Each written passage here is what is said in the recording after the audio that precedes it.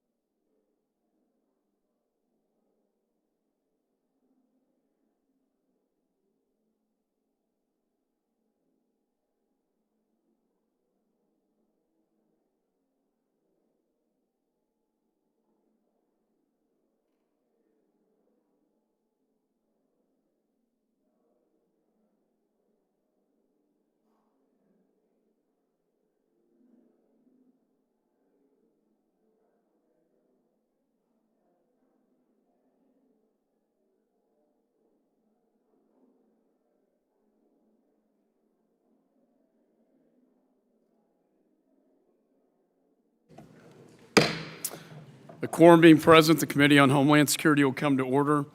Committee is meeting today for consideration of H.R. 5728, the Cuban Airport Security Act of 2016, H.R. 5859, the Community Counterterrorism Preparedness Act, H.R. 5460, the First Responder Access to Innovative Technologies Act, H.R. 5459, the Cyber Preparedness Act of 2016, H.R. 5877, the United States-Israel Advanced Research Partnership Act, H.R. 5843, the United States-Israel Cybersecurity Cooperation Enhancement Act, H.R. 5943, the Transit Security Grant Program Flexibility Act, H.R. 5346, the Securing Our Agriculture and Food Act, and H.R. 5065, the Bottles and Breastfeeding Equipment Screening Act. I now recognize myself for a very brief opening statement. We come together today 2 days after the 15-year anniversary of the 9/11 attacks to continue to try to make this country and our citizens safer. Just 2 days ago, several members of this committee, myself, were participants in the 9/11 ceremony at Ground Zero. It was a very moving experience. I would recommend it to all members of the committee at some point. I'm proud of the work that we've done on this committee and this Congress. I'm hopeful that these bills will add to that record of accomplishment and our goal of providing security for our country. With that, the chair now recognizes the ranking member of the committee, Mr. Thompson. Thank you very much, Mr. Chairman. As you've already indicated, this past Sunday, we observed the 15th anniversary of September 11, 2001 attacks. On that day, terror and hate took the lives of 3,000 innocent people and inflicted a deep and lasting wound on our nation. With each passing year, we rededicate ourselves to the heroism displayed that day and recognize the commitment of our armed forces, the Department of Homeland Security, state and local partners, and the private sector in protecting us against terrorism. In response to this unprecedented attack, DHS was established so that dots could be connected and efforts could be better integrated. While the department has matured in many ways, it continues to be hamstrung by a congressional oversight model that has outlived its usefulness. As a result, this Congress, DHS has had to answer to 7 different House committees and 7 different Senate committees. I look forward to working with Chairman McCall to give DHS what the 9/11 Commission recommended over a decade ago, a single principal point of oversight and review for Homeland Security.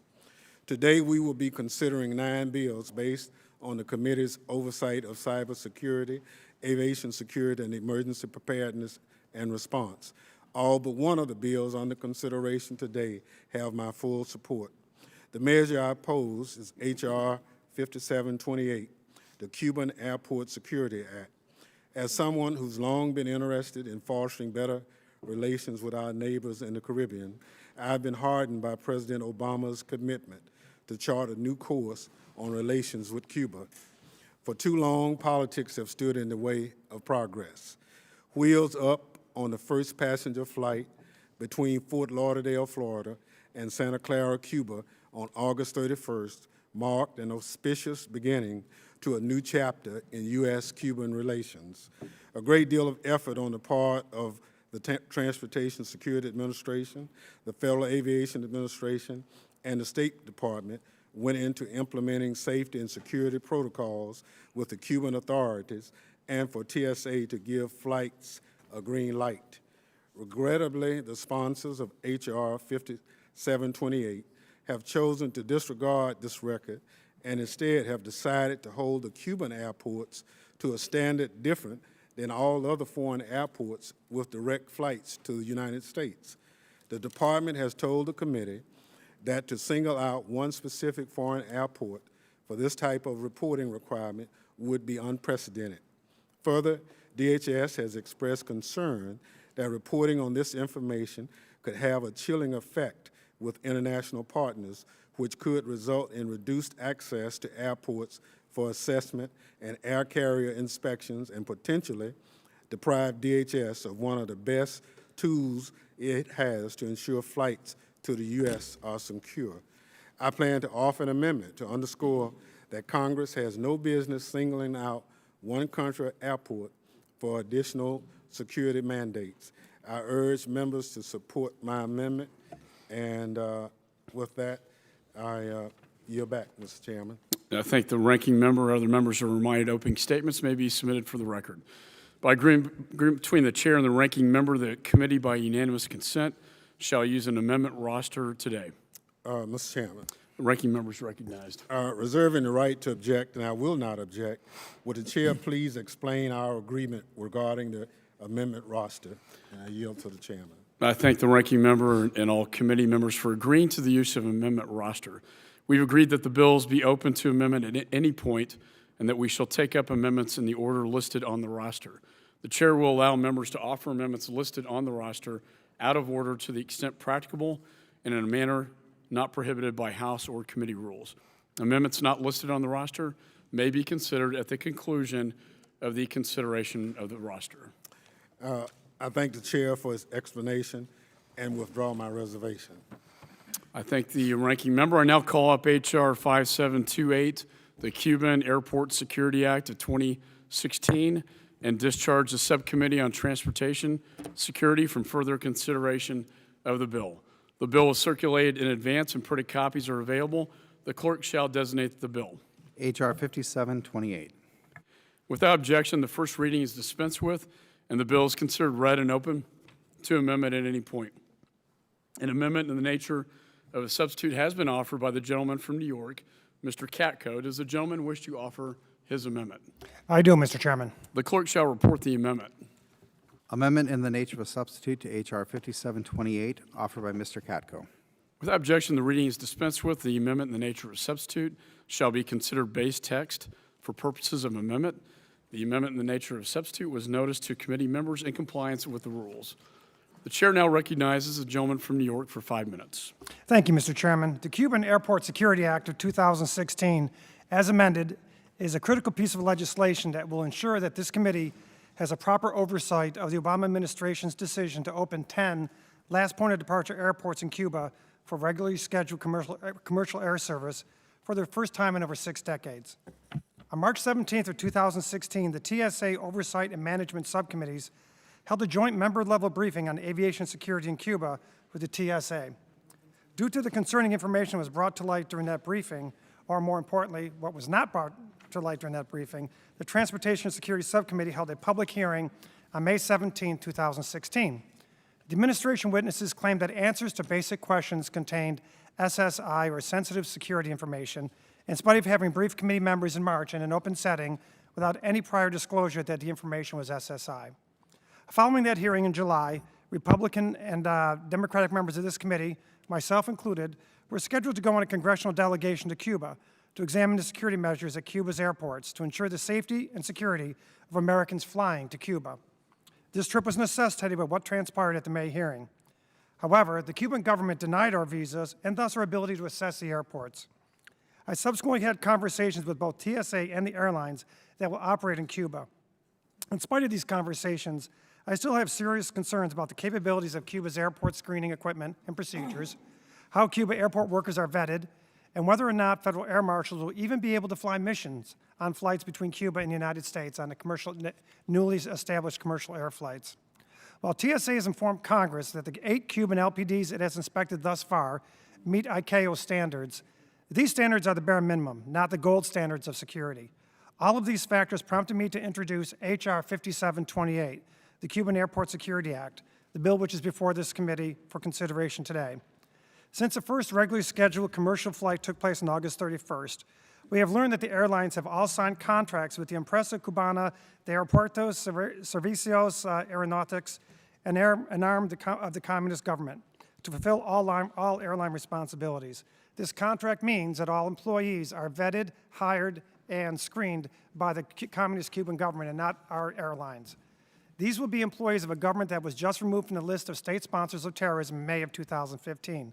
They will be responsible for all jobs from ticket agents and baggage handling to gate agents and everything in between on the ground on both the secure and non-secure sides of the airport. These arrangements raise serious concerns about the potential insider threat to aviation, particularly since the average Cuban government worker earns the equivalent of $25 per month. Therefore, the amendment in nature of a substitute adds a provision to the bill which requires airlines to publicly disclose their contacts and contracts with the Cuban government. As chair of the TSA subcommittee, I believe it is my duty to do everything in my power to ensure the security of the traveling American public, and I take that duty very seriously. I hope my colleagues would join me in supporting this important piece of legislation. And before I conclude, I want to just respond briefly to one of Mr. Thompson's comments about singling out airports. I think I understand your basic comment, but I must add to that in 2014, you sent a letter, February 11th of 2014, singling out the Abu Dhabi International Airport for certain security concerns you had there. I think when we see that there's possible concerns, I think it's our duty to mention them, just like you did rightfully in 2014. And that's all we're doing here. We just want to make sure that we have a better picture of the security situation there, and this bill hopefully will do that. So with that, Mr. Chairman, I yield back. Thank the gentleman. Is there any further discussion on the amendment in the nature of a substitute? Yes, Mr. Chairman, I have an amendment on the roster and ask that it be considered at this time. The clerk shall report the amendment. Amendment to the amendment in the nature of a substitute to H.R. 5728, offered by Mr. Thompson. Mr. Thompson is recognized for 5 minutes. Thank you, Mr. Chairman. Mr. Katko referenced a letter that I sent. He's exactly correct. The letter is not a bill. It was a letter.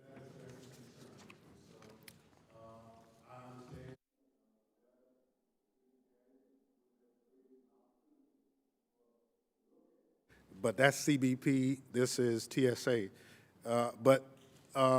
Mr.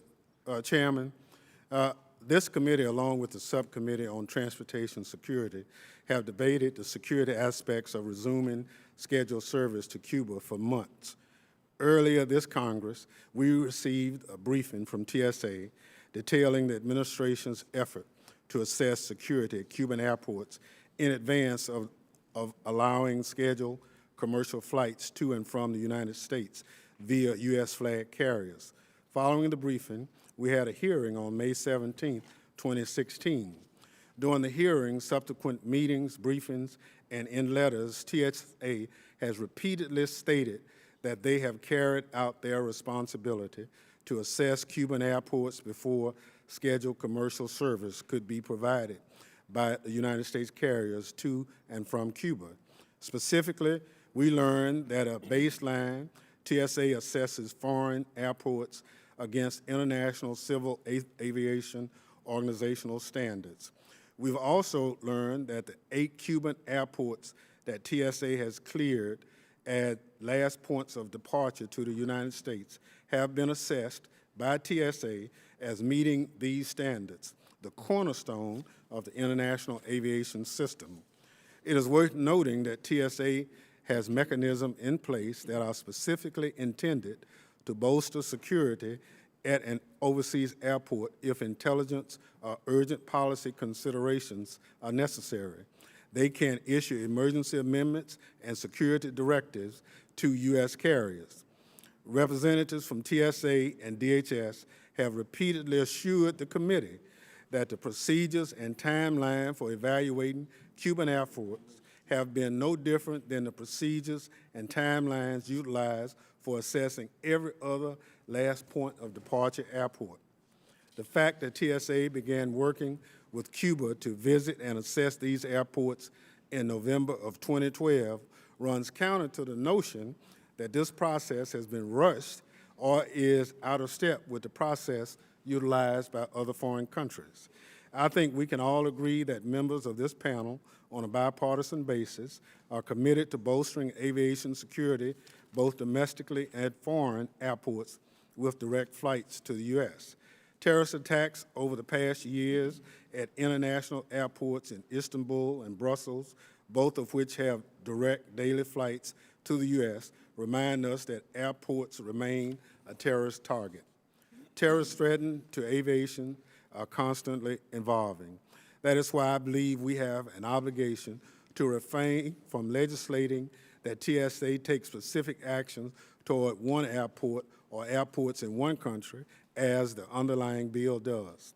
While the ANS offered does not go so far as to halt the scheduled commercial flights that have resumed between the U.S. and Cuba, it still imposes standards different from what TSA utilizes to assess foreign airports.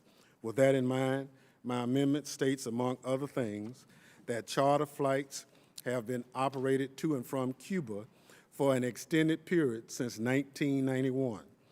TSA assessed the Cuban airports against ICAO standards, as it does for all other foreign airports with the direct service to the U.S.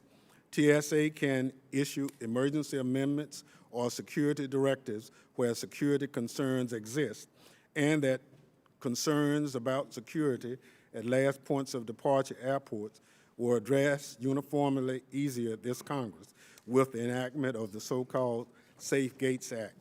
My amendment, Mr. Chairman, concludes with a sense of Congress that any additional legislative action to alter TSA's procedures for evaluating foreign airports should be uniform and should not single out one country or one airport. With that, Mr. Chairman, I urge members to support my common sense amendment and yield back. Gentleman yields back. Is there any further discussion on the amendment? Mr. Chairman. Mr. Katko is ready. Thank you. Thank you, Mr. Thompson, and I appreciate your comments. And I appreciate the fact that before we came into the hearing today, we had a discussion on this and tried to reach an agreement like we always do. Sometimes it just doesn't work out, and this is one of those times. So I'd like to respond briefly but respectfully to your comments. And first of all, note that this bill does not impose any additional standards whatsoever on the Cuban airport or TSA. It simply is asking for a study to be done to assess the security situation there. I can give you a couple of examples. For example, we have no idea how the Cuban airport workers are vetted. We only know that they're paid by the airlines to the Cuban government. The Cuban government then pays them. They have no idea how much you're being paid. They have no idea if they have any animus towards the United States. We have no idea whether after 60 years all of them are going to be okay with us. We have no idea if they allow criminals. We have no idea of much of this stuff.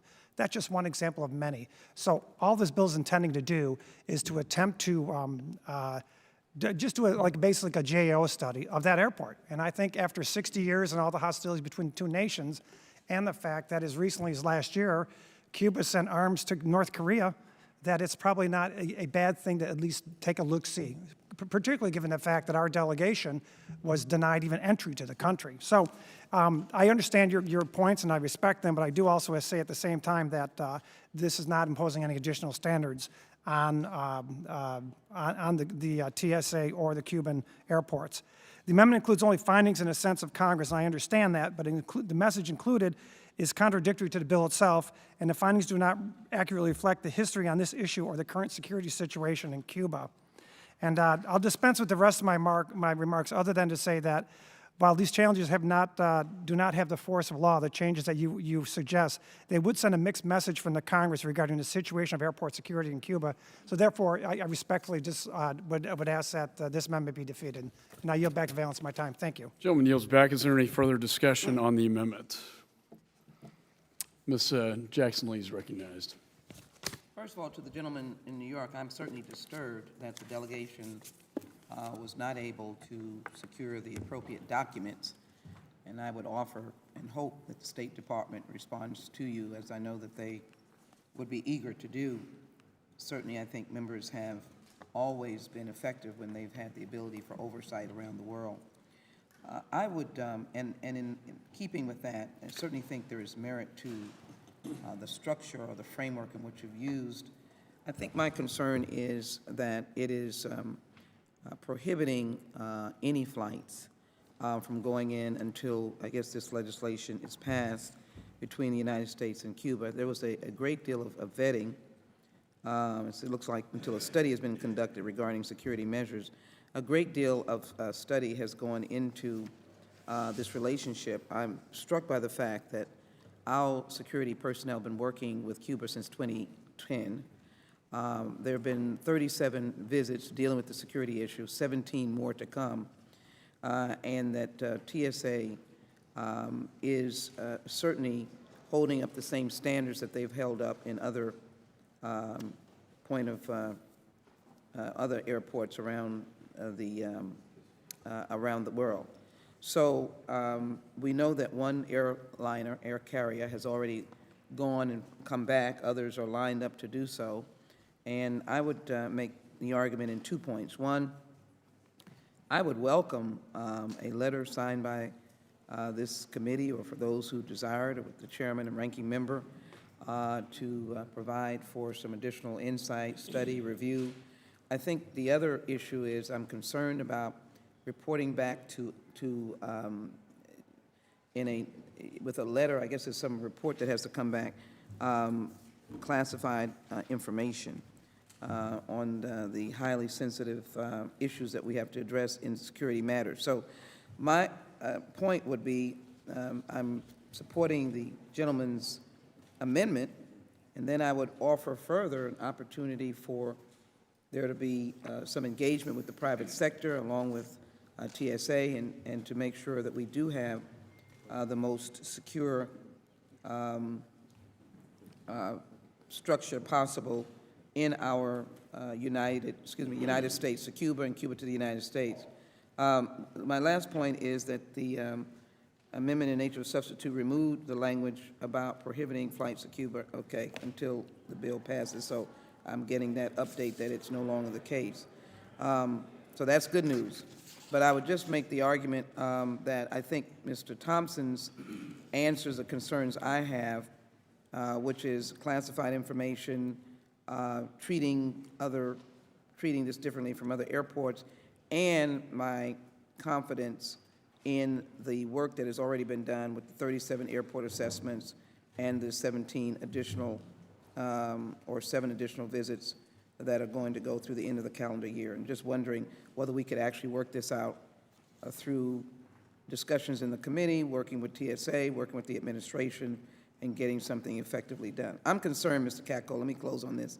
I'm concerned that a bill has to go to the Senate, has to be signed by the President. And I think you want action now. And I think we can get action now, working together as a committee and working with our agencies, because I know they're interested in what you have to say. I support the Thompson amendment. I yield back. Gentlelady yields back. Is there any further discussion on the amendment? Briefly, Mr. Chairman, if I may. Katko is recognized. Thank you very much. 2 things. First of all, if you support a letter, a bipartisan letter addressing these issues, it doesn't seem much more of a leap of faith to support a bipartisan bill that accomplishes the same thing. And secondly, I'll note that at the last hearing that we had, Secretary Johnson stated on the record that he would support a study of the security procedures at the airport. And this is basically codifying much of what he said he would support. So I guess I wanted to throw that out there as well and make clear for the record, this bill does not seek to halt flights. That's the Senate bill. This bill specifically did not do that in an attempt to gain more bipartisan support. So with that, Mr. Chairman, I yield back, and thank you. Gentleman yields back. Any further discussion? Mr. Duncan. Thank you, Mr. Chairman. I tried to sit back and not really comment, but we all fly domestically every week to Washington, D.C., and we are put through more security screening flying from our home airports to Washington, D.C. than the people that are flying from Cuba, a communist nation,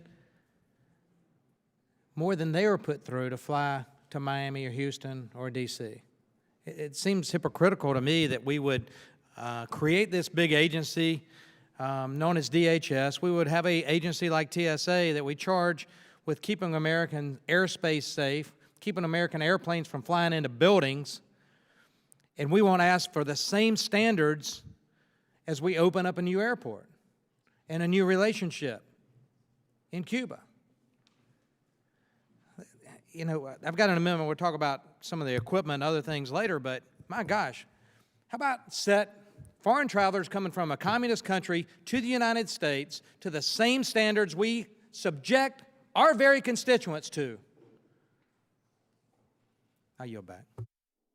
Gentleman yields. Any further discussion on the amendment? Mr. Chairman, Thompson's recognized. I'd like to enter into the record the 280 airports that we presently have inspection relationships with, where what's being asked in terms of publishing the agreements that Mr. Catco talked about in his is not asked from any of these airports, and I'd like to include those airports in the record. Without objection, so ordered. Is there any further discussion on the amendment? There being no further discussion, the question now occurs on the amendment to the amendment in the nature of a substitute offered by Mr. Thompson. All those in favor signify by saying aye. Aye. All those opposed signify by saying no. No. In the opinion of the chair, the noes have it, and the amendment is not agreed to. Mr. Chairman, I'd like a roll call vote. The recorded vote is requested. The clerk will call the roll. Mr. Smith? Mr. King? No. Mr. King votes no. Mr. Rogers? Mrs. Miller? Mrs. Miller votes no. Mr. Duncan? Mr. Duncan votes no. Mr. Marino? Mr. Barletta? Mr. Barletta votes no. Mr. Perry? Mr. Perry votes no. Mr. Clausen? Mr. Katko? Mr. Katko votes no. Mr. Hurd? Mr. Hurd votes no. Mr. Carter? Mr. Carter votes no. Mr. Walker? Mr. Walker votes no. Mr. Loudermilk? Mr. Loudermilk votes no. Ms. McSally? Mr. Ratcliffe? Mr. Ratcliffe votes no. Mr. Donovan? Mr. Donovan votes no. Mr. Thompson? Aye. Mr. Thompson votes aye. Ms. Sanchez? Aye. Ms. Sanchez votes aye. Ms. Jackson-Lee? Aye. Ms. Jackson-Lee votes aye. Mr. Langevin? Aye. Mr. Langevin votes aye. Mr. Higgins? Mr. Richmond? Mr. Keating? Mr. Keating votes yes. Mr. Payne? Mr. Vela? Mr. Vela votes yes. Mrs. Watson-Coleman? Mrs. Watson-Coleman votes yes. Ms. Rice? Ms. Rice votes yes. Mrs. Torres? Mrs. Torres votes aye. Mr. Smith? Mr. Rogers? Mr. Marino? Mr. Clausen? Ms. McSally? Mr. Higgins? Mr. Richmond? Mr. Payne?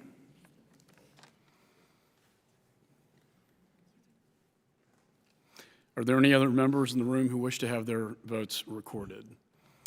How am I recorded? The chairman is not recorded. Chairman votes no. Mr. McCall votes no. The clerk will report the tally.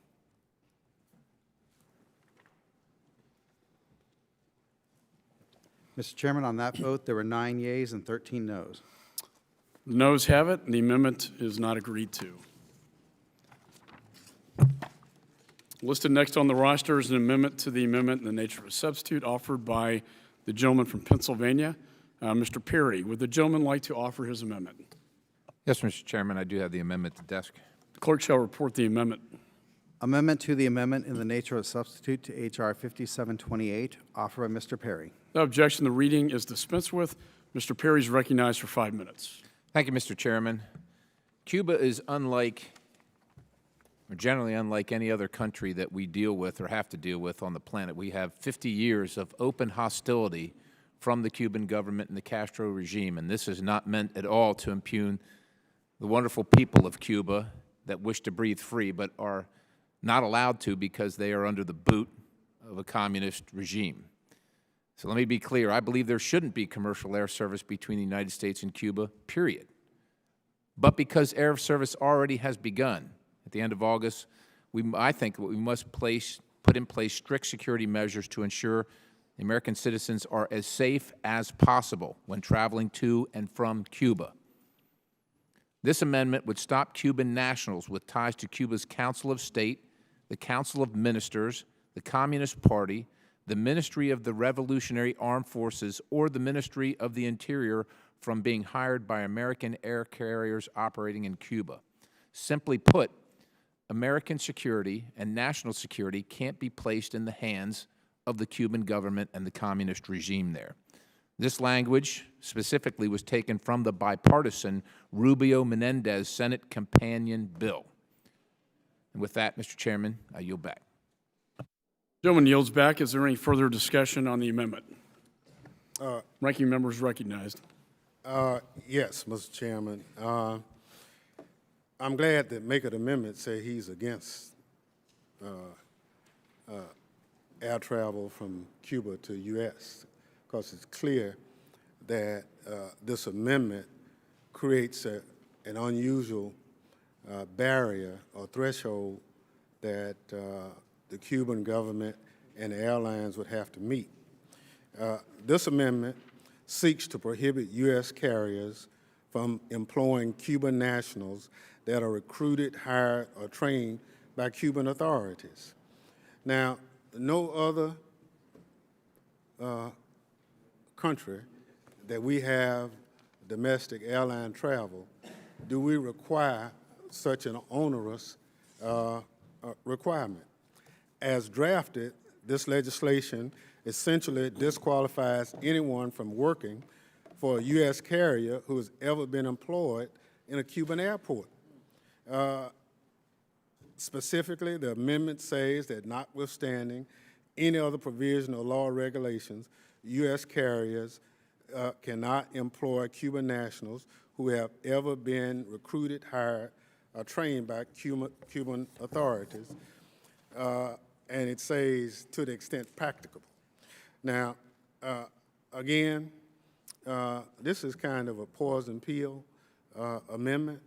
You know, our airlines do a good job in working with governments, 280 governments around the world. And we don't have this particular language in any of the other agreements prohibiting people from that country from working on U.S. planes. I think it's not in the best interest of that industry.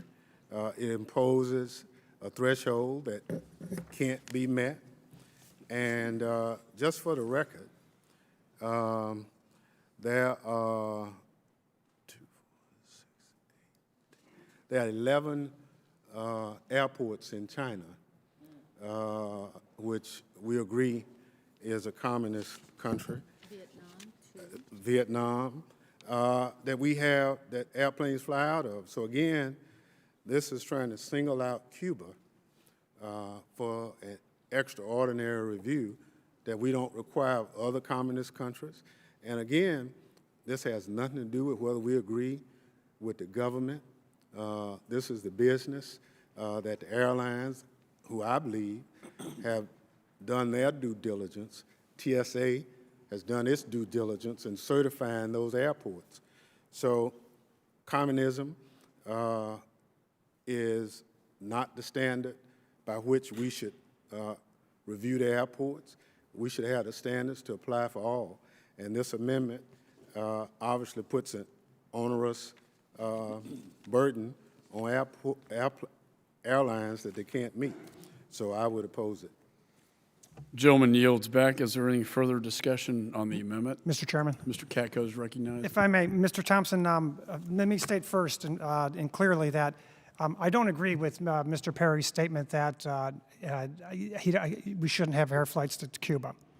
It's the president's prerogative, whether we agree or not, to open air travel to Cuba, and he's exercised that prerogative. So that horse is already out of the barn. Our job on this committee, and my job on my subcommittee, is to ensure that we do all the due diligence we possibly can. And in doing that due diligence, one of the things we learned was that the airlines have no idea who the Cuban government's hiring.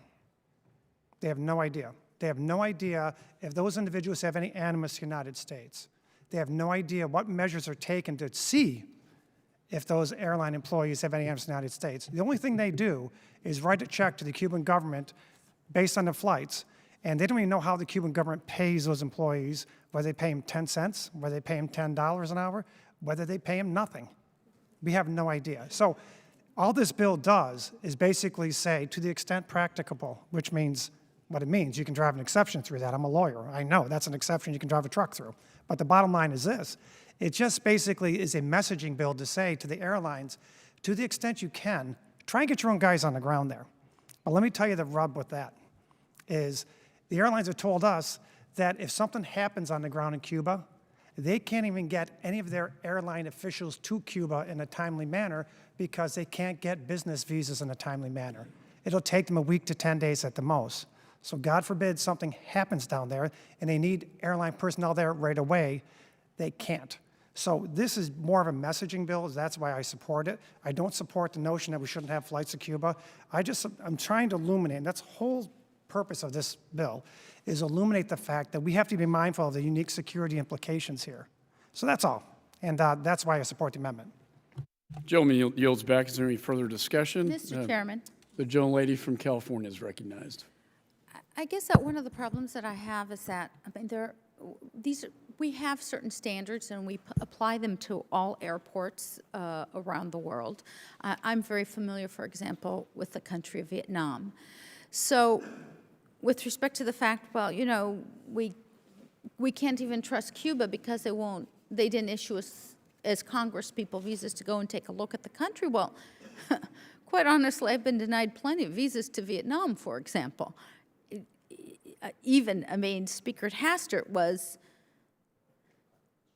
riled that for one of his codels, I was denied a visa as the rest of the members of the House that went with him.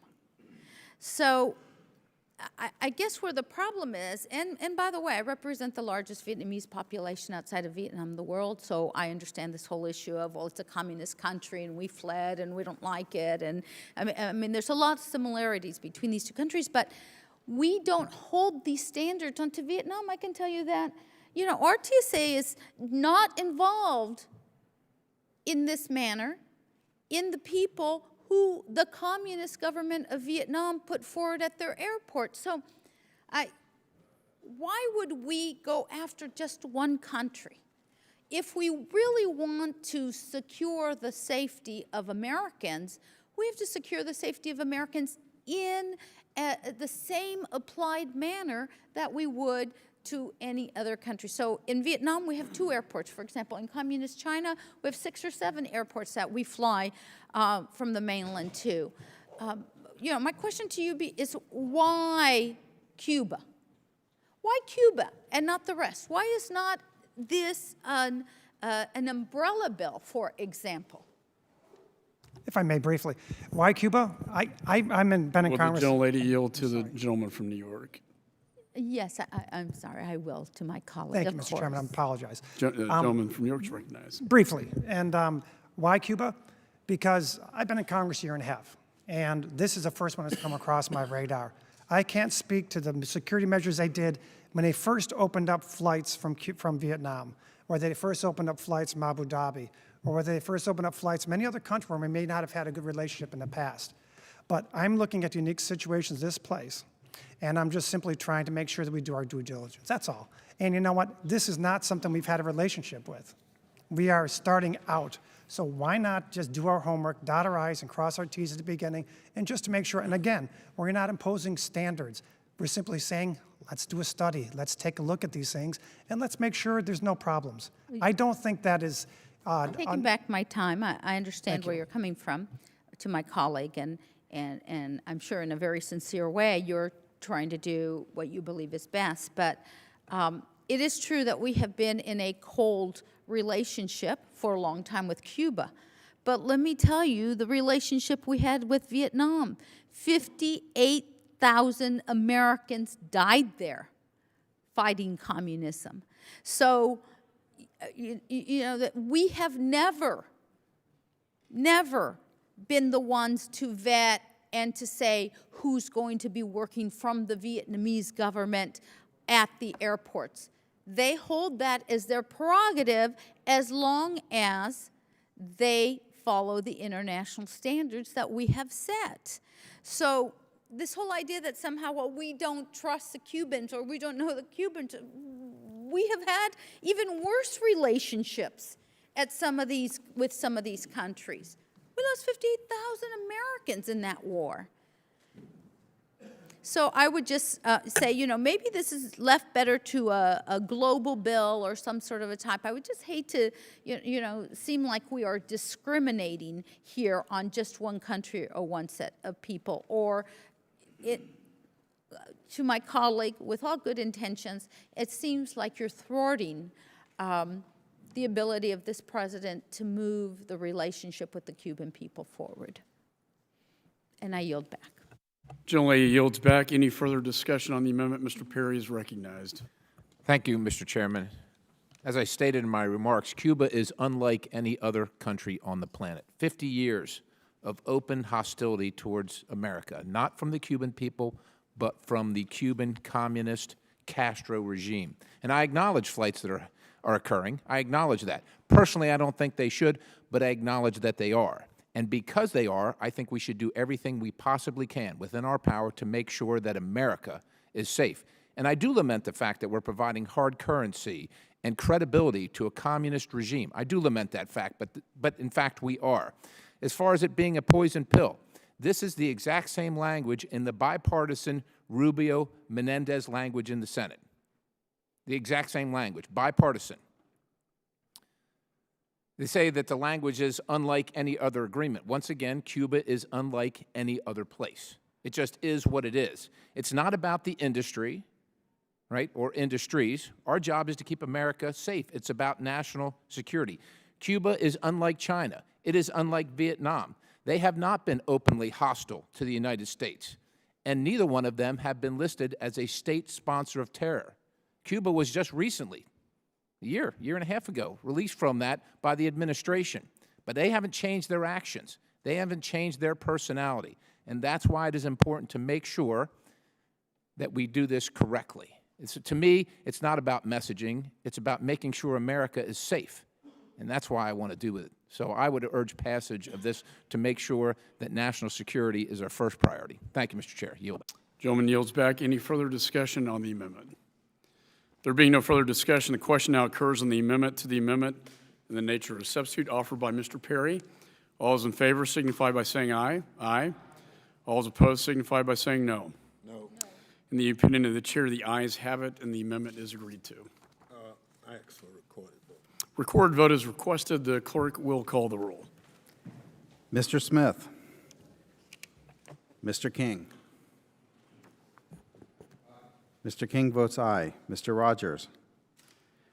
Mrs. Miller. Mrs. Miller votes aye. Mr. Duncan.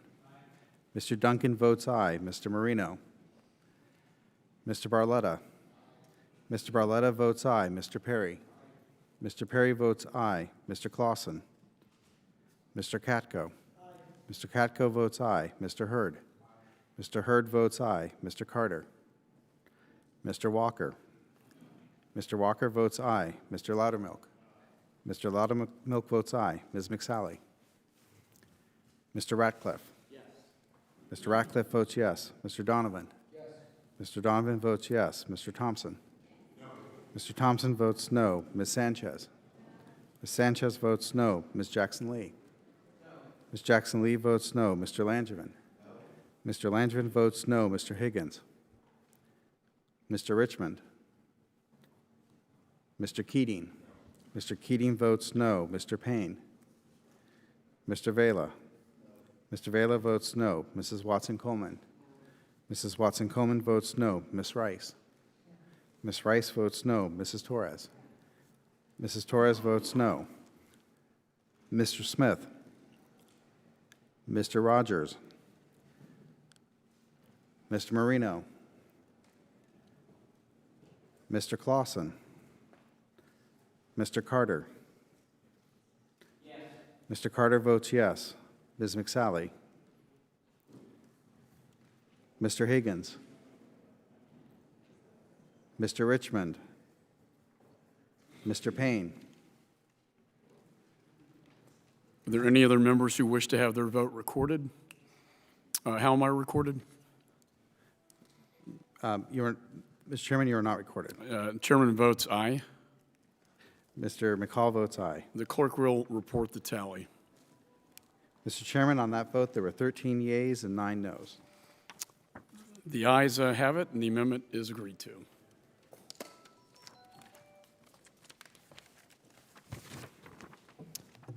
Listed next on the roster is an amendment to the amendment in the nature of a substitute offered by the gentleman from South Carolina, Mr. Duncan. Would the gentleman like to offer his amendment? Mr. Chairman, I have an amendment at the desk. Clerk shall report the amendment.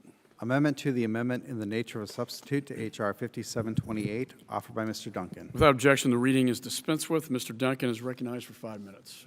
Mr. Chairman, thank you. And, you know, it's kind of historic times that we're even having a hearing about Cuba after 50 years. Regardless of how you feel about the normalization with the Castro-governed communist nation of Cuba, it is what it is. Americans are traveling to Cuba. Cruise ships are docking there. But at the end of the day, we've got to make sure, and that's what this committee is charged with doing, is making sure that America is kept safe. That's American travelers overseas. That's Americans traveling on airlines to and from foreign countries. And that's Americans here on American soil. We remembered Sunday that the Americans that died on 9/11 didn't die on a far-off battlefield. They died in the streets of New York City, in this very town across the river, and in a field in the Keystone State of Pennsylvania. So, making sure that our government, as they normalize relations with Cuba and allow air travel to come back and forth, we are charged with making sure that we do all that we can now, on the front end.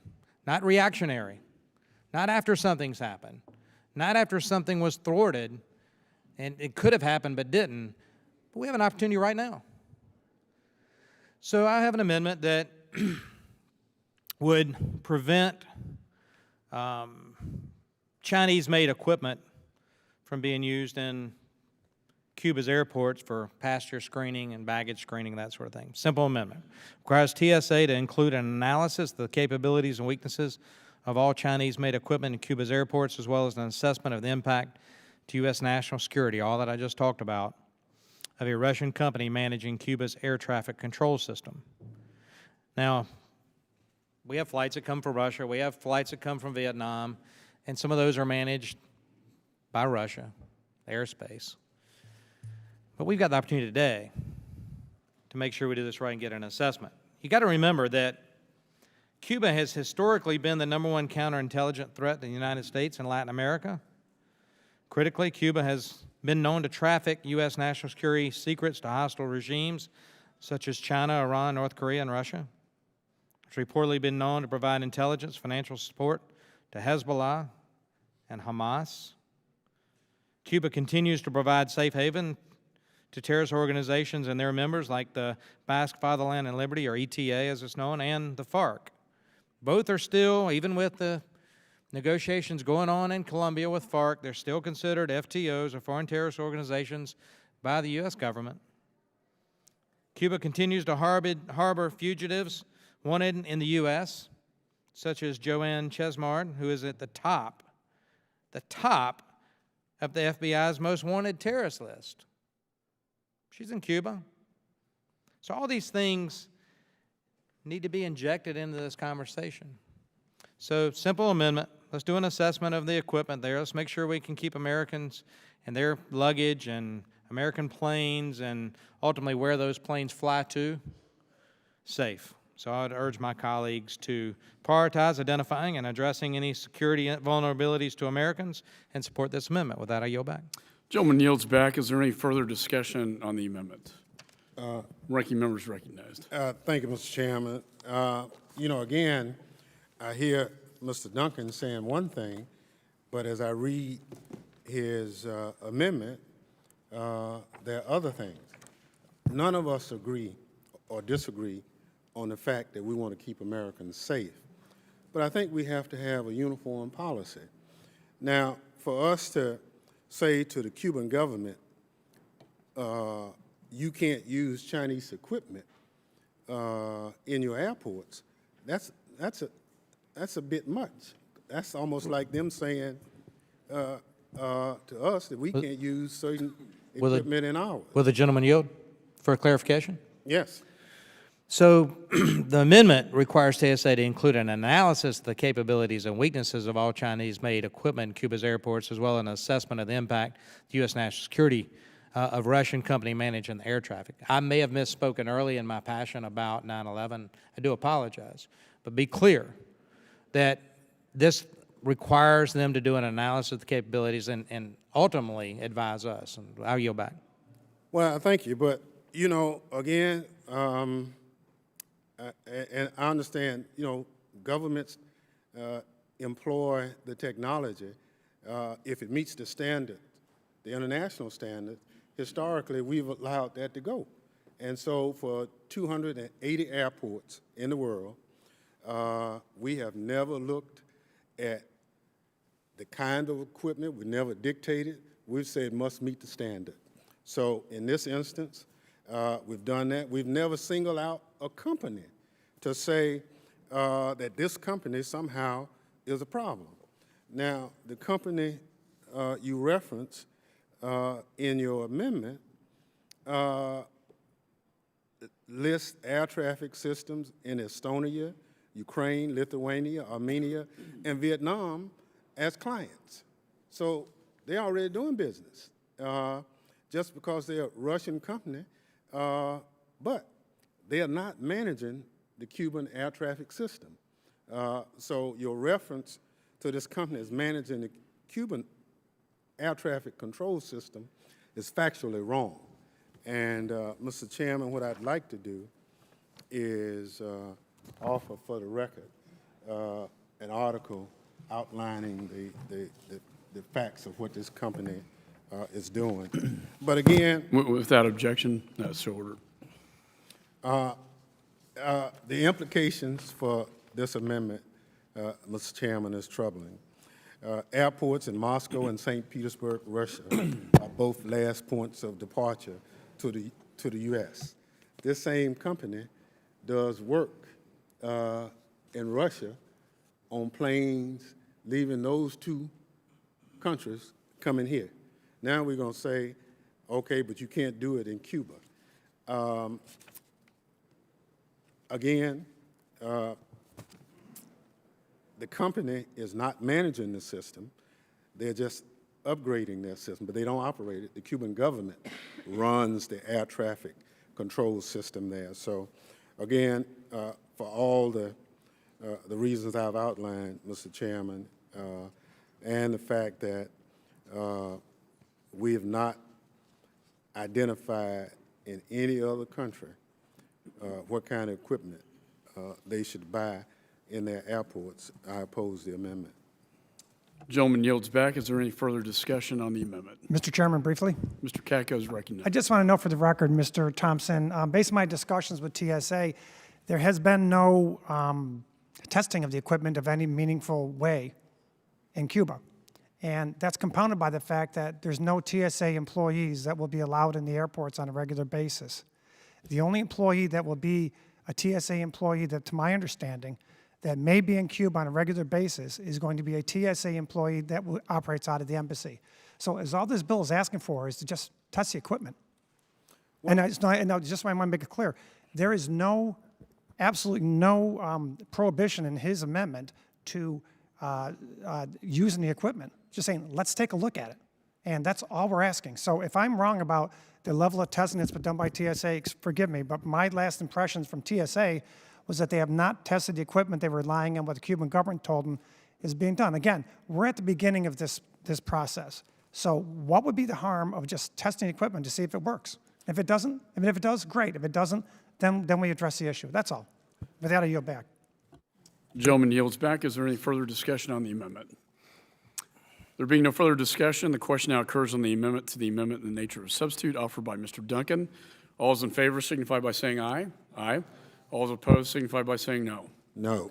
In the opinion of the chair, the ayes have it, and the amendment is agreed to. Ask for a recorded vote. The record vote has been requested. The clerk shall call the roll. Mr. Smith. Mr. King. Aye. Mr. King votes aye. Mr. Rogers. Mrs. Miller. Mrs. Miller votes aye. Mr. Duncan. Aye. Mr. Duncan votes aye. Mr. Marino. Mr. Barletta. Mr. Barletta votes aye. Mr. Perry. Mr. Perry votes aye. Mr. Clausen. Mr. Katko. Mr. Katko votes aye. Mr. Hurd. Mr. Hurd votes aye. Mr. Carter. Mr. Carter votes aye. Mr. Walker. Mr. Walker votes aye. Mr. Loudermilk. Mr. Loudermilk votes aye. Ms. McSally. Mr. Ratcliffe. Mr. Ratcliffe votes yes. Mr. Donovan. Mr. Donovan votes aye. Mr. Thompson. No. Mr. Thompson votes no. Ms. Sanchez. No. Ms. Sanchez votes no. Ms. Jackson Lee. Ms. Jackson Lee votes no. Mr. Langevin. Mr. Langevin votes no. Mr. Higgins. Mr. Richmond. Mr. Keating. Mr. Keating votes no. Mr. Payne. Mr. Vela. Mr. Vela votes no. Mrs. Watson-Coleman. Mrs. Watson-Coleman votes no. Ms. Rice. Ms. Rice votes no. Mrs. Torres. Mrs. Torres votes no. Mr. Smith. Mr. Rogers. Ms. Marino. Mr. Clausen. Ms. McSally. Mr. Higgins. Mr. Richmond. Mr. Payne.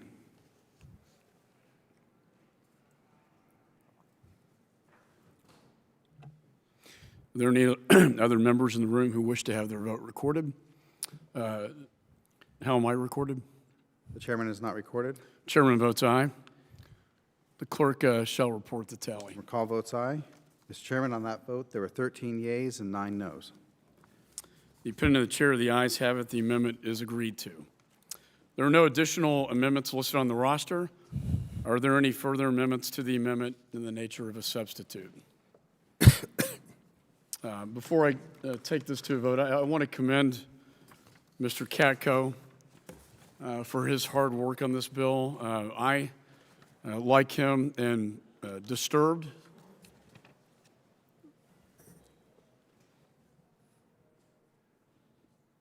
the initial reports that we received from TSA in a private briefing suggested there are security concerns with the last point of departure airports coming out of Cuba into the United States. We've all had the briefings on aviation security. We know that this sector is still under threat from the terrorists. We've all witnessed what happened at Sharm el-Sheikh, the insider threat of a bomb being placed on an airplane and exploded in the sky. There are now over 100 flights inbound into the United States per day out of Cuba. God help us if one of those planes has a bomb on it. But I want to make sure that this committee is doing everything in its power to ensure the security of Americans on these inbound flights. I also want to put in for the record a letter that I sent to the Government Accountability Office requesting that a study be done on the nature of the security at these airports. I am very supportive of this bill. I think it's reasonable. And I think the American people deserve no less. This island is only 90 miles away from Miami, from the United States, and over 100 flights per day are flying in. And we have no idea what the status of that security is in those airports. And without objection, my letter's entered into the record. But we have no idea what the status of the security is at those airports. So I commend, again, Mr. Katko and this committee for doing the work that it's supposed to be doing to protect Americans. With that, the question now occurs on agreeing to the amendment in the nature of a substitute to H.R. 5728 as amended. All those in favor signify by saying aye. Aye. All those opposed signify by saying no. No. In the opinion of the chair, the ayes have it, and the amendment in the nature of substitutes agreed to. The recorded vote has been requested by the ranking member, and the clerk will call the roll. Mr. Smith. Mr. King. Aye. Mr. King votes aye. Mr. Rogers. Mrs. Miller. Aye. Mrs. Miller votes aye. Mr. Duncan. Mr. Marino. Mr. Marino votes yes. Mr. Barletta. Mr. Barletta votes yes. Mr. Perry. Aye. Mr. Perry votes aye. Mr. Clausen. Yes. Mr. Duncan votes yes. Mr. Clausen. Mr. Katko. Mr. Katko votes yes. Mr. Hurd. Mr. Hurd votes yes. Mr. Carter. Mr. Carter votes yes. Mr. Walker. Mr. Walker votes yes. Mr. Loudermilk. Mr. Loudermilk votes aye. Ms. McSally. Mr. Ratcliffe. Mr. Ratcliffe votes yes. Mr. Donovan. Mr. Donovan votes aye. Mr. Thompson. No. Mr. Thompson votes no. Ms. Sanchez. Ms. Sanchez votes no. Ms. Jackson Lee.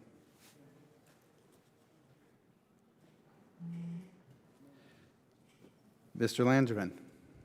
Mr. Langevin votes no. Mr. Higgins. Mr. Richmond. Mr. Richmond votes no. Mr. Keating. Mr. Keating votes no. Mr. Payne. Mr. Vela. Mr. Vela votes no. Mrs. Watson-Coleman. Mrs. Watson-Coleman votes no. Ms. Rice. Ms. Rice votes no. Mrs. Torres. Mrs. Torres votes no. Mr. Smith. Mr. Rogers. Mr. Clausen.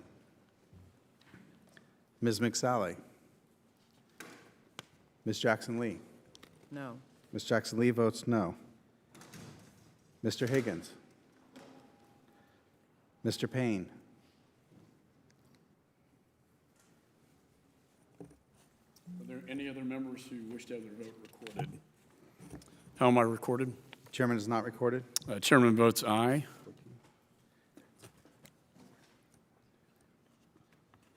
Clerk shall report the tally. Mr. Chairman, on that vote, there were 14 yeas and 9 noes. In the opinion of the chair, the ayes have it, and the amendment is agreed to. Mr. Chairman, Mr. Chairman, Gentlelady from Texas is I'd like recognized. to strike the last word, ask to speak out of order for a few minutes. Gentlelady is recognized. I thank you. Mr. Chairman, I have always been proud of the work that this committee has done and the cooperation between yourself and the ranking member and the previous chairpersons and the ranking member. Let me say in the backdrop of the 9/11 commemoration, I'm very grateful that some of you were able to be at Ground Zero. Some of us were obviously in our districts commemorating 9/11 throughout our days or throughout the day in our respective constituencies. I think 9/11 falling on Sunday was one of the first times that I was able to be at home with my constituents in the local commemoration. I want to compliment the city of Houston, and I participated in one at Unity Church, and I prayed with motorcyclists, and so all throughout the day. I mention this because I think it is important to take note that we have not a lack of respect for Mr. Katko, but a disagreement. And I want the record to show that all of us have a stern and forceful, considered and deliberate commitment to the securing of this nation. I think that this matter with Cuba could be worked out administratively in collaborating with the Department of Homeland Security. And so I just want the record to reflect that any difference of opinion on this particular legislation, now some 2 days after the 15th commemoration of 9/11, for some of us who were actually here on the grounds of the United States Capitol, does not reflect or diminish our individual commitment to securing the homeland or the work of this committee. I hope that as this bill makes its way, that there will be some solution, and that solution will be one that we all can draw toward and make a difference in aviation security, of which all of us are supportive. So, Mr. Chairman, I thank you for yielding to me, and I had not had a chance to, on the record in this committee, acknowledge the heinousness of 9/11, the powerful impact on families and firefighters, police, and others that are still suffering from the pain of that day, and also our mutual commitment that we made as members of this committee to always stand in the gap for America's security. I thank you for giving me the opportunity, and I thank both you and Mr. Thompson for your leadership. I yield back. Let me, Gentlelady yields back. Let me also appreciate and associate myself with your remarks. That's the business of this committee is always conducted with bipartisanship in mind, and that's where we like to proceed. I was at the memorial service along with Mr. King, and we will never forget what happened that day. I would also hope, though, that this bill, as we report it to the House floor, sends a message to the government of Cuba that this committee is concerned about the safety of Americans as it pertains to these flights coming into the United States.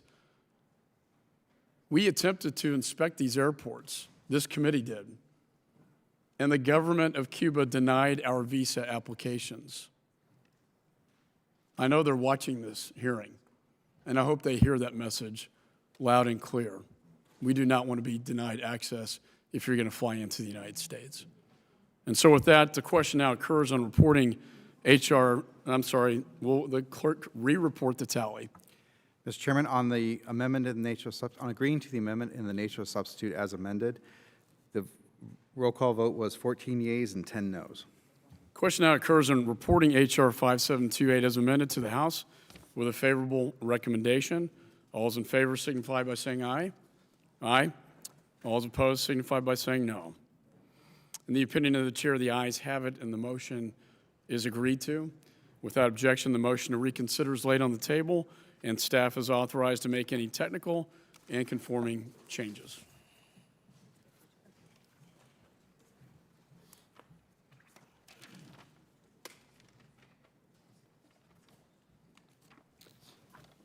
I now call up the Community Counterterrorism Preparedness Act, H.R. 5859, discharge the Subcommittee on Emergency Preparedness Response and Communications from further consideration. The bill was circulated in advance and printed copies are available. Clerk shall designate the bill. H.R. 5859. Without objection, the reading is dispensed with. The bill is considered read and open to amendment at any point. Chair recognizes himself for a brief statement on the bill. As we remember the 15th anniversary of September the 11th, we've witnessed the resiliency of the nation that will not bow to terrorism.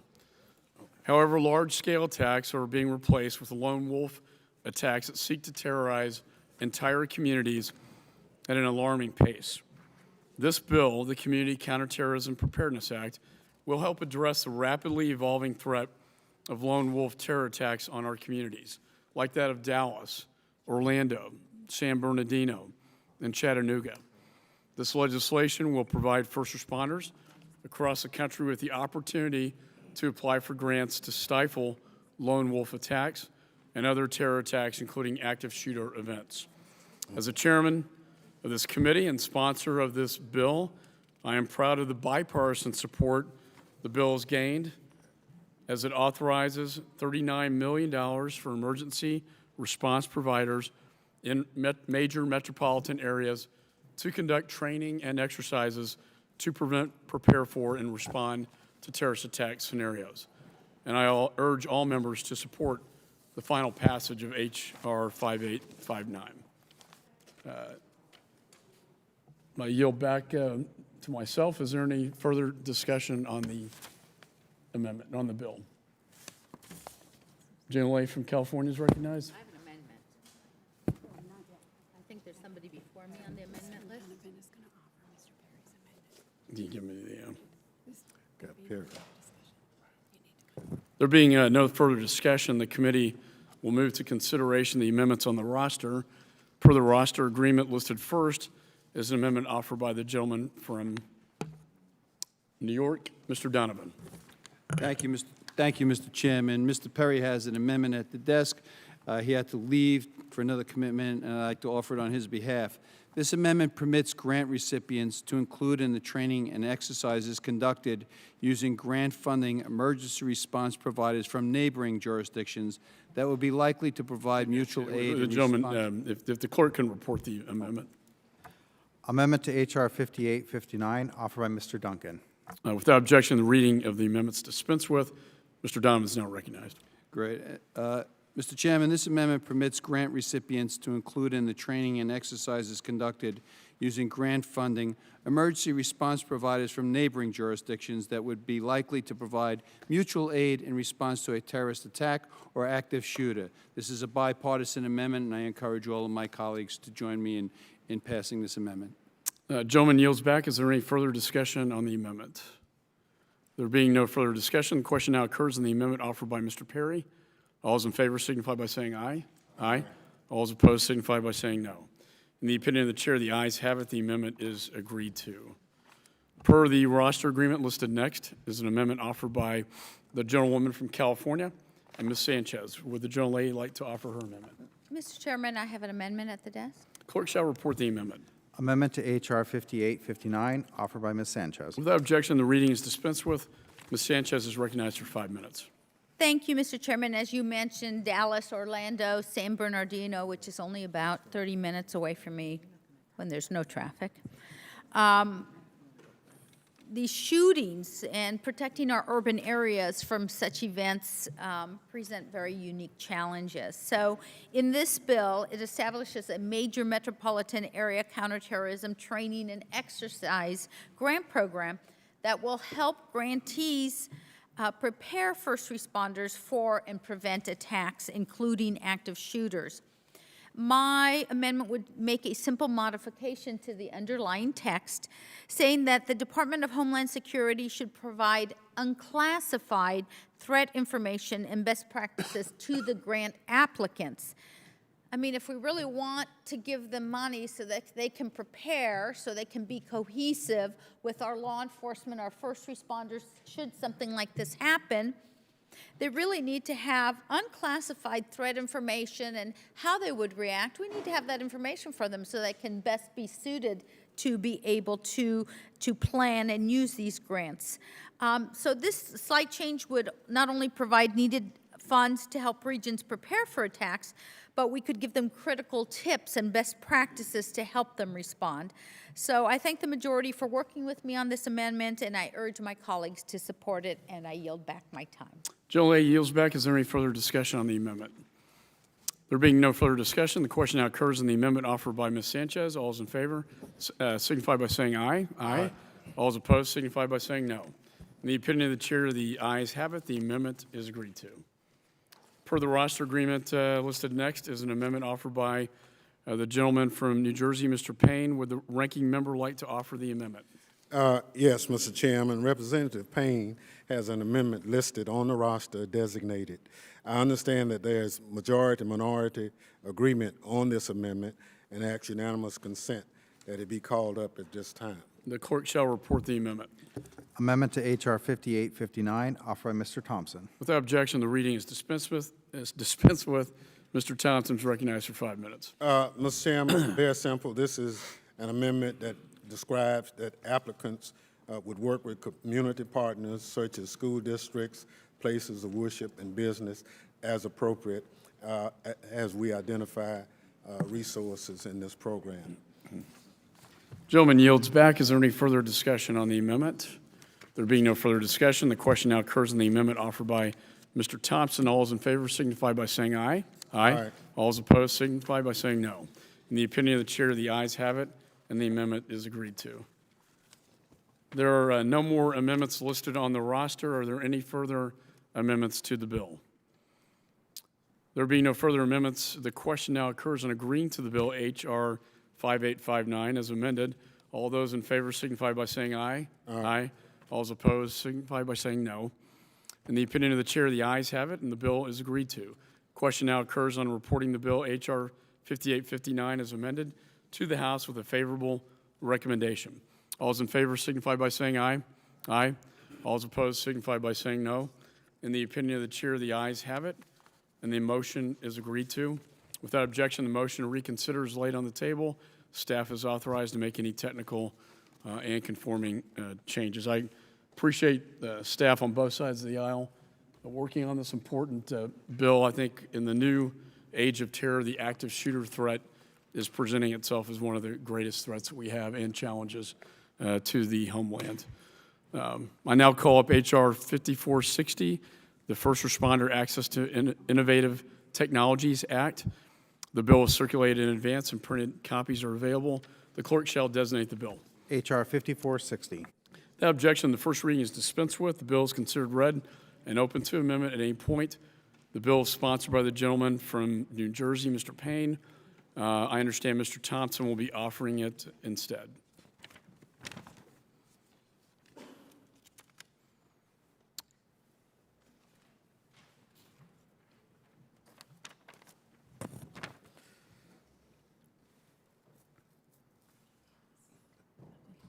Is this the bill or the amendment?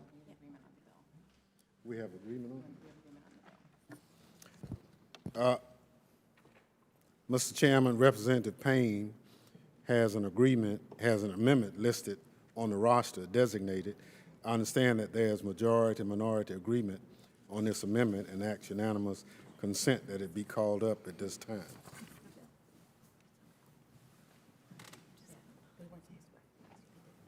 I think. The gentleman yields back. Is there any? There being no further discussion of the bill, the committee will move to consideration of the amendments on the roster. Per the roster agreement listed first is an amendment offered by the gentleman from New York, Mr. Donovan.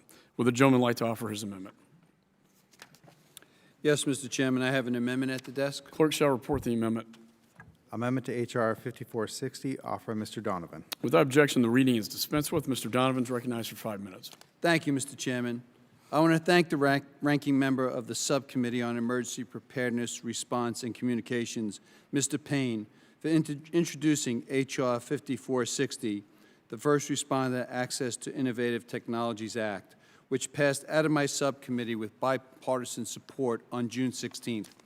This legislation requires FEMA to develop a standardized process for reviewing requests from applicants to the State Homeland Security Grant Program and Urban Area Security Initiatives to purchase equipment that does not meet or exceed applicable national voluntary consensus standards.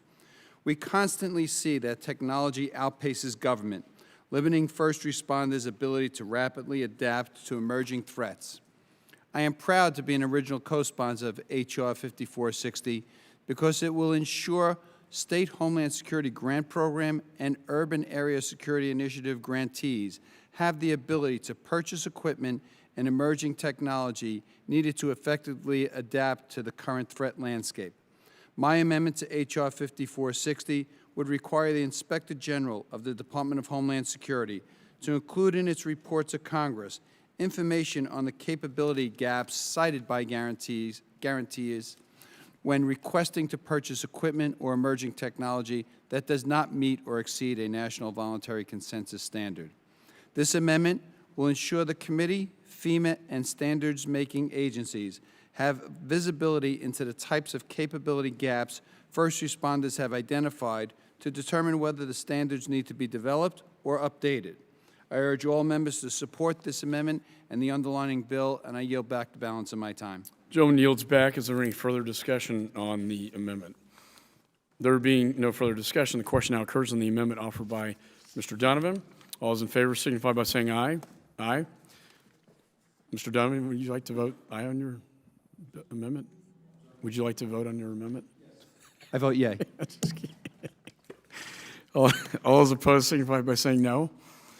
In the opinion of the chair, the ayes have it. The amendment is agreed to. There are no further amendments listed on the roster. Are there any further amendments to the bill?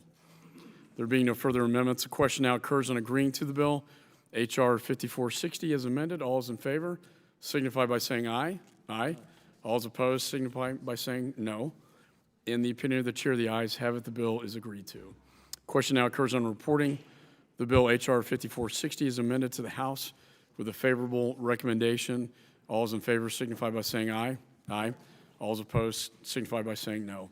In the opinion of the chair, the ayes have it, and the motion is agreed to.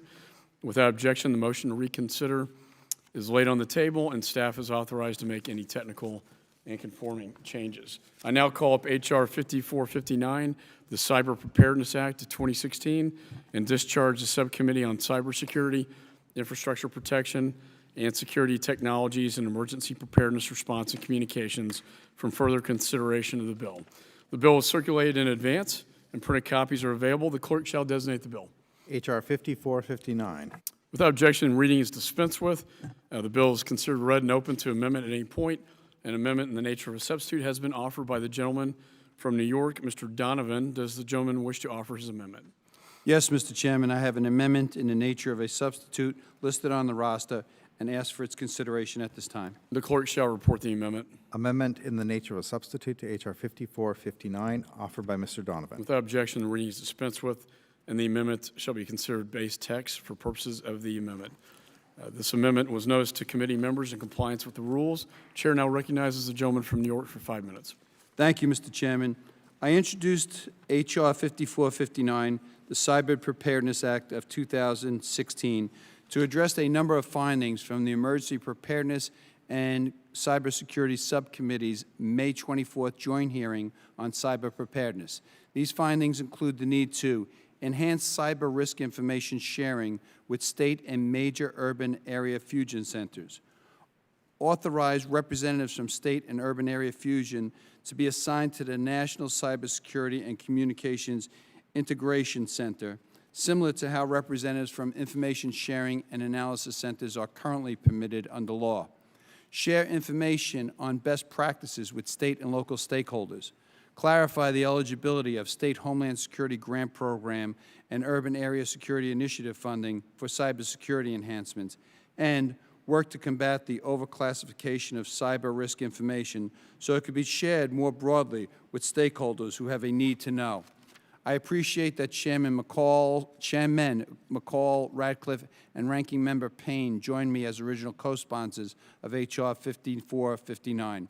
This bipartisan legislation was reported favorably by the Emergency Preparedness Subcommittee in June. The amendment in the nature of a substitute before us incorporates technical assistance from the Department of Homeland Security. I urge my colleagues to support the amendment in the nature of a substitute, and I yield back the balance of my time. Gentleman yields. Any further discussion on the amendment in the nature of a substitute?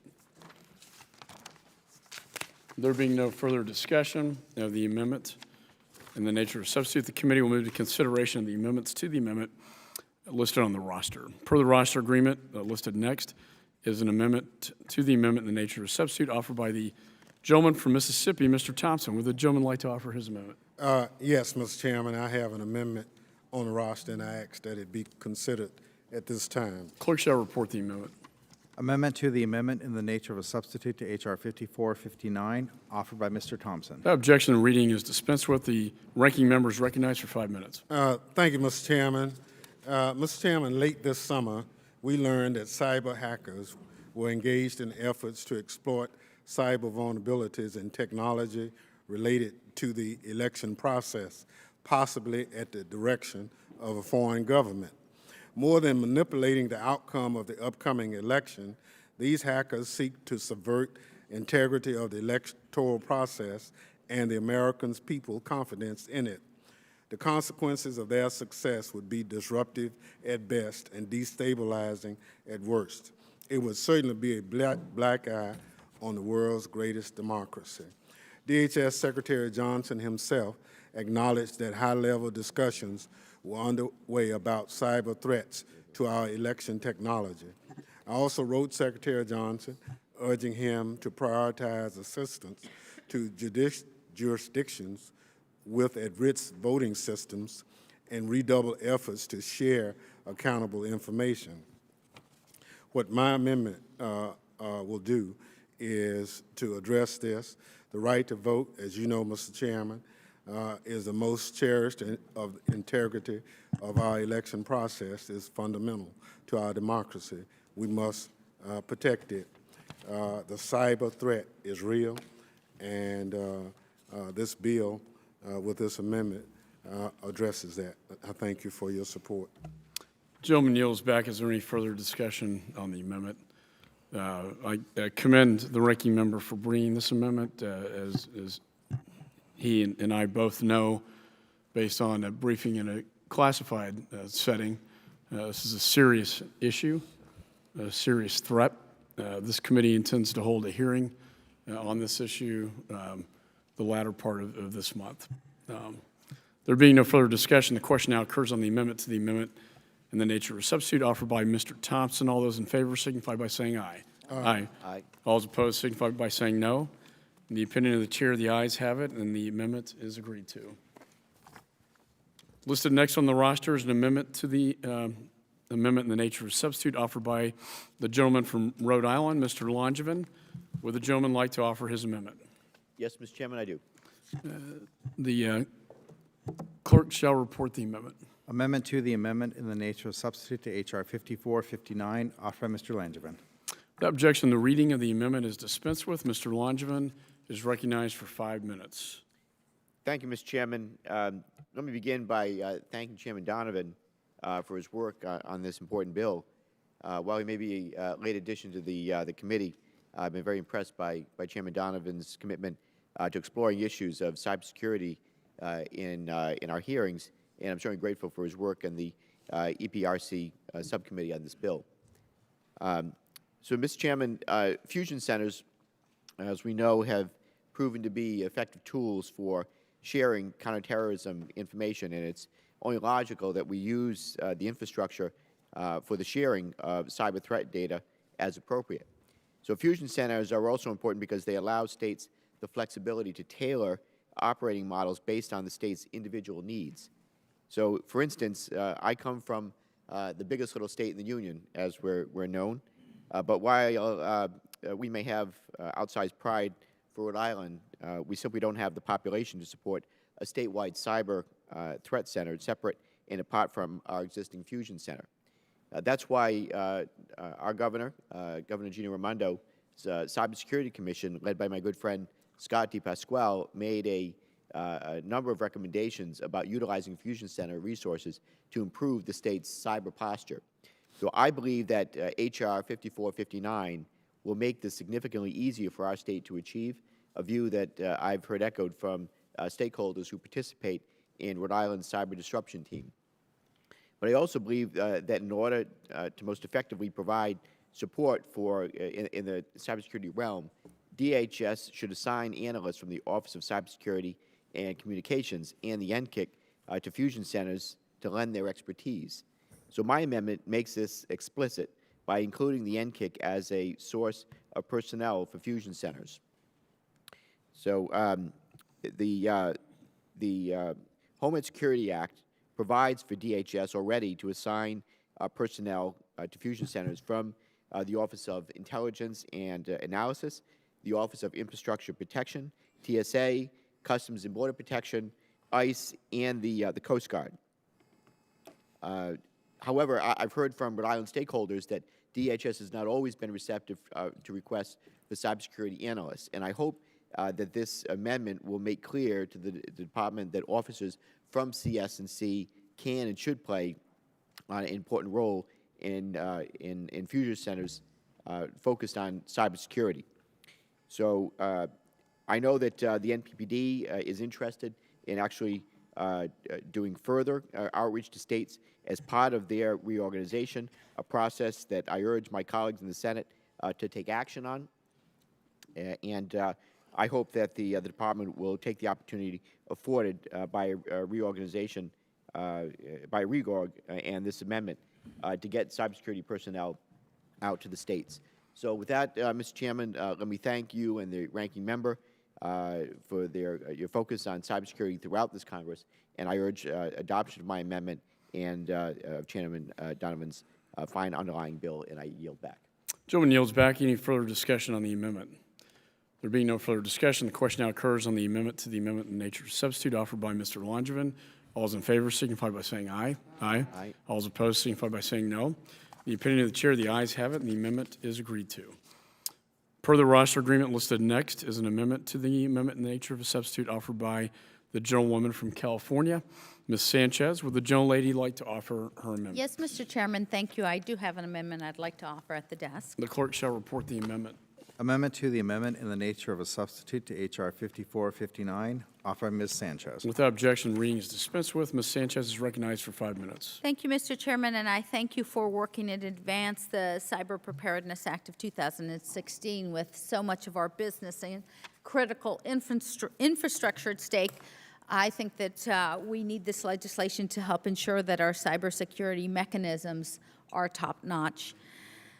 Data breaches are unfortunately an everyday occurrence these days. The security and the economic well-being of our nation is so directly tied now to everything cyber. I know, for example, in my own district recently, my Orange County Transportation Authority, which runs our buses, for example, in Orange County, was hit by a major cyber attack. It took us over 2.5 days around the clock to get our servers restored.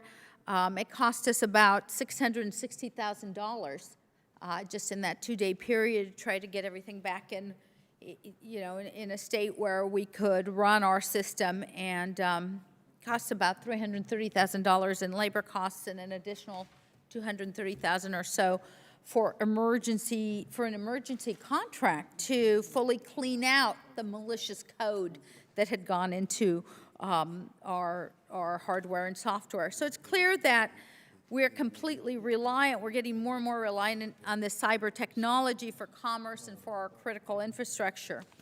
HR 5459 will help us to better disseminate cybersecurity information from state, local, and regional fusion centers.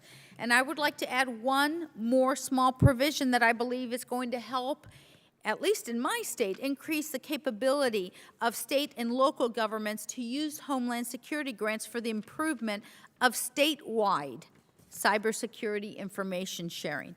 The state of California recently established the California Cybersecurity Information Center, which promotes situational awareness of cyber threats, cyber hygiene, and cybersecurity best practices.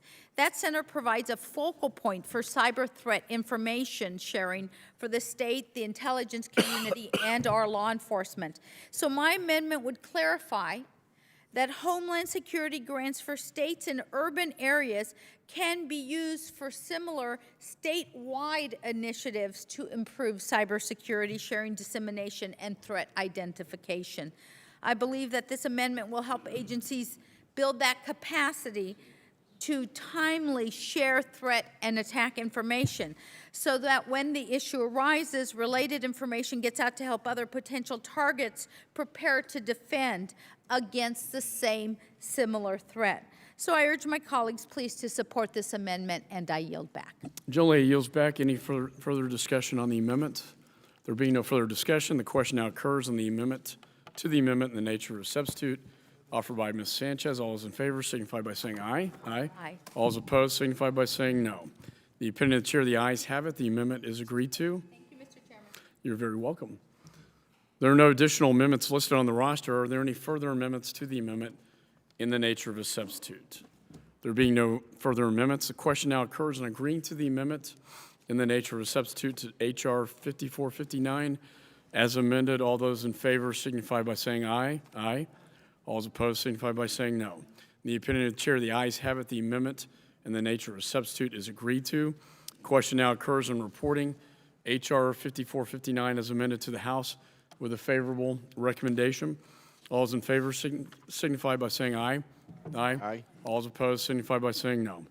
In the opinion of the chair, the ayes have it. The motion is agreed to. Without objection, the motion to reconsider is laid on the table, and staff is authorized to make any technical and conforming changes. I'm going to call this up, or do you see? I now call up H.R. 5877, the United States-Israel Advanced Research Partnership Act of 2016, the H.R. 5843, the United States-Israel Cybersecurity Cooperation Enhancement Act, H.R. 5943, the Transit Security Grant Program Flexibility Act, H.R. 5346, the Securing Our Agriculture and Food Act, and H.R. 5065, the Bottles and Breastfeeding Equipment Screening Act, and ask unanimous consent that they, along with all the amendments, be considered en bloc. Without objection, so ordered. The bills were circulated in advance and printed copies are available. The clerk shall designate these bills. H.R. 5877, H.R. 5843, H.R. 5943, H.R. 5346, H.R. 5065. Without objection, the reading is dispensed with. Bills are considered read and open to amendment at any point. The gentleman from Rhode Island, Mr. Langevin, is recognized for 5 minutes. Thank you, Mr. Chairman. In the interest of time, let me just say that H.R. 5877 and H.R. 5843 are both connected to a congressional delegation trip that I took with Chairman Ratcliffe that he and I took to Israel early this year on finding out how we could more closely work with the State of Israel on cybersecurity-related issues, on research and development, developing capabilities to better protect our two countries in cyberspace. It was an outstanding trip. I commend Chairman Ratcliffe for his work on both these bills, and I urge passage. Gentleman yields back. Does any other member wish to be recognized on the bills? Any further amendments to the bills? Let me just applaud you, Mr. Langevin, and Mr. Ratcliffe for a successful bipartisan trip to Israel with tangible legislative product as a result of that. There being no further amendments, the question now occurs on agreeing to the bills. All those in favor signify by saying aye. Aye. All those opposed signify by saying no. The opinion of the chair, the ayes have it. The bills are agreed to. Question now occurs on reporting the bills to the House with a favorable recommendation. All those in favor signify by saying aye. Aye. All those opposed signify by saying no. In the opinion of the chair, the ayes have it. And I would like to, without objection, introduce for the record Congresswoman Jamie Herrera Butler's statement for the record on H.R. 5065. Without objection. Without objection, so ordered. I'm sorry, what are we doing? What's the next? No further bills. I now recognize Mr. Donovan. Mr. Chairman, pursuant to Rule 22, Clause 1 of the Rules of the House, I move that the committee authorize the chairman to offer such motions as may be necessary in the House to go to conference with the Senate on the bills ordered reported by this committee today or on similar Senate bills. Without objection, the motion is agreed to. Mr. Chairman, Ranking members recognized. Mr. Chairman, pursuant to the House Rule 11, Clause 2L, I ask that members have 2 calendar days to file with the clerk of the committee supplemental, additional, or minority views on each of the bills ordered reported by the committee today. Without objection, Mr. Langevin. Mr. Chairman, I just ask unanimous consent that my statements on H.R. 5877 and H.R. 5843 be submitted for the record. Without objection, so ordered, and we'll have more time to speak on these bills on the House floor. I appreciate your brevity. Without objection,